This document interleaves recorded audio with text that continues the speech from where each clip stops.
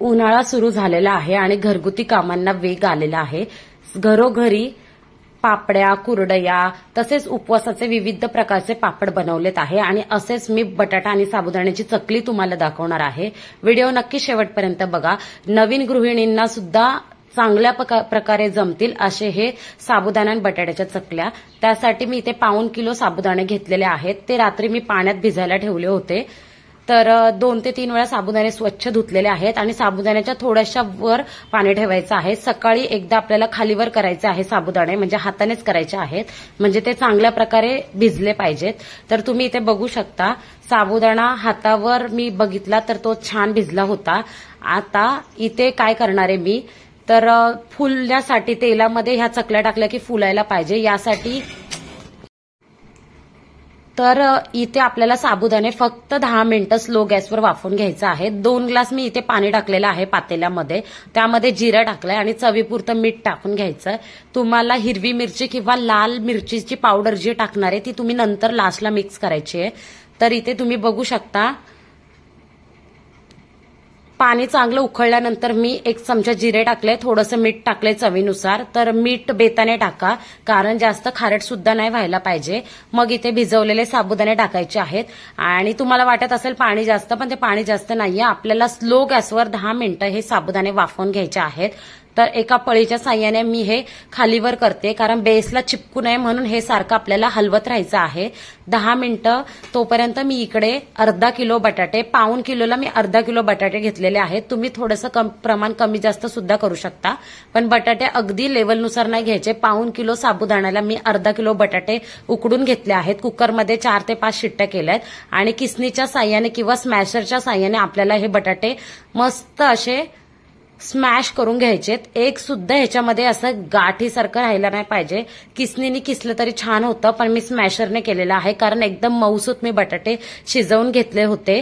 बटाट्याचं साल काढायचं आहे आणि आता ह्याच्यामध्ये तुम्ही हिरवी मिरची टाकू शकता तुमच्या आवडीनुसार, पण ही लाल मिरचींची पावडर आहे, फक्त मिरचीची पावडर आहे म्हणून मी इथे लाल टाकते। नाहीतर तुम्ही म्हणाल उपवासाला गरम मसाला थोडी चालतो, कारण बहुतेक जण लाल मसाल्यामध्ये गरम मसाला सुद्धा टाकतात, पण ही फक्त लाल मिरच्यांची पावडर आहे।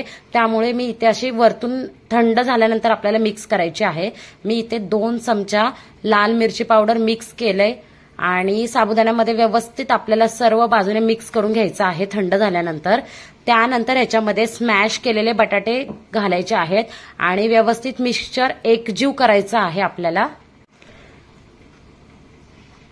बटाट्यामध्ये थोडे सुद्धा गाठ राहिलं नाही पाहिजे, त्यामुळे तुम्हाला असा थोडासा अंदाज असेल की बाबा बटाटे शिजले नाही जास्त किंवा गाठ राहू शकते, तुम्हाला कॉन्फिडन्स नसेल तर तुम्ही बटाटा किसून सुद्धा घेऊ शकता। पण मी जवळजवळ 10 मिनिटं स्मॅशरने स्मॅश केलाय चांगला, त्यामुळे ह्याच्यात एक सुद्धा गाठ राहिलेली नाहीये आणि व्यवस्थित आता सर्व हे मिश्रण एकजीव करून घ्यायचं आहे। तुमच्याकडे जो चकली करायचा साचा आहे त्याच्यामध्ये हे मिश्रण आपल्याला भरायचं आहे। तर माझ्याकडे इथे पितळेचा गोल फिरवायचा साचा आहे, त्यामध्ये मी इथे हे मिश्रण भरून घेतलंय। सिटी ठिकाणी जागेचा अभाव असतो, त्यामुळे जरा लवकरच करायला लागतात चकल्या। तर इथे तुम्ही बघू शकता आता मी चकल्या पाडणार आहे।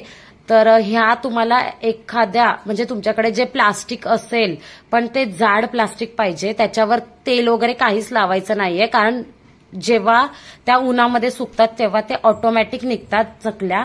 तर इथे तुम्ही बघा आता मी कशा चकल्या पाडून घेते।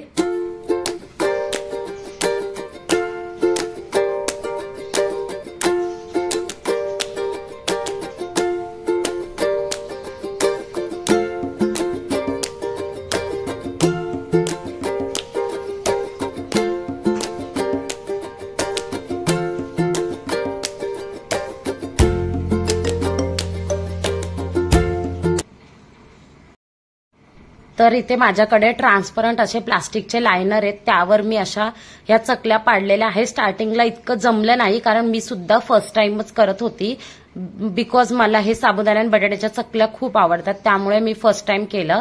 तर जसं येईल तसं मी केलं। तर तुम्हाला येत असेल तर तुम्ही अगदी परफेक्ट असे गोलाकार पाडा, पण मी खूप ट्राय केलं, पण मला जसं येईल तसं मी जमलंय। इतकं पण गोल आलं नाही आणि इतकं पण खराब असे तुकडे तुकडे पडले नाही, तुम्ही व्हिडिओमध्ये बघू शकता। तर इथे अशा प्रकारे आपल्याला सर्व असं जेवढं मिश्रण आहे त्याच्या अशा छान गोलाकार चकल्या बनवून घ्यायच्या आहेत आणि कडक उन्हामध्ये सुकवायच्या आहेत. अराउंड 3 दिवस आपल्याला कडक उन्हामध्ये सुकवायच्या आहेत. एक दिवस पूर्ण दोन्ही साईडनी सुकायला लागतो, दुसऱ्या दिवशी अजून एकदा कडक ऊन दाखवायचं आणि तिसऱ्या दिवशी अजून एक ऊन दाखवून पूर्ण कडकडीत सुकावून मगच आपल्याला डब्यामध्ये भरून ठेवायच्या आहेत. तर अशा साबुदाण्याच्या झटपट चकल्या कशा वाटल्या कॉमेंट करून नक्की सांगा. आवडल्यास जास्तीत जास्त लोकांपर्यंत शेअर करा. तर तुम्ही इथे बघू शकता माझ्या चकल्या ऑलमोस्ट रेडी झालेल्या आहेत आणि सिटी ठिकाणी जागेचा अभाव असल्यामुळे आम्हाला खिडकीमध्ये जागा पुरली नाही, तर आम्ही टेबलवर सुद्धा लायनर टाकून चकल्या पाडलेल्या आहेत. तर अशी थोडीशी ऍडजस्टमेंट ही सगळ्यांनाच करायला लागते. गावा ठिकाणी स्लॅब वगैरे असतात त्यामुळे ही कामे झटपट होतात. तर आणि हा जो साचा आहे तो कसा करायला लागतो, वरतून फिरवायला पण लागतं आणि खालती जो आपला एक हात असतो त्याला सुद्धा फिरवायला लागतं, म्हणजे 2 हातांना ऍट अ टाइम वर्क करायला लागतं, तेव्हा व्यवस्थित गोलाकार अशा चकल्या येतात. तर ह्या साबुदाण्याच्या चकल्या कशा वाटल्या कॉमेंट करून नक्की सांगा. आणि हाताने जोपर्यंत असा कुटकुट आवाज येत नाही तोडताना तोपर्यंत छान अशा व्यवस्थित उन्हामध्ये आपल्याला ह्या चकल्या सुकवून घ्यायच्या आहेत. तर इथे उपवासाच्या बटाट्याच्या आणि साबुदाण्याच्या चकल्या खाण्यासाठी रेडी आहेत. रेसिपी कशी वाटली कॉमेंट करून सांगा आणि नवीन असल्यास स्मिताज व्लॉग चॅनलला लाईक शेअर करा आणि सबस्क्राईब नक्की करा. भेटूया नेक्स्ट व्हिडिओमध्ये.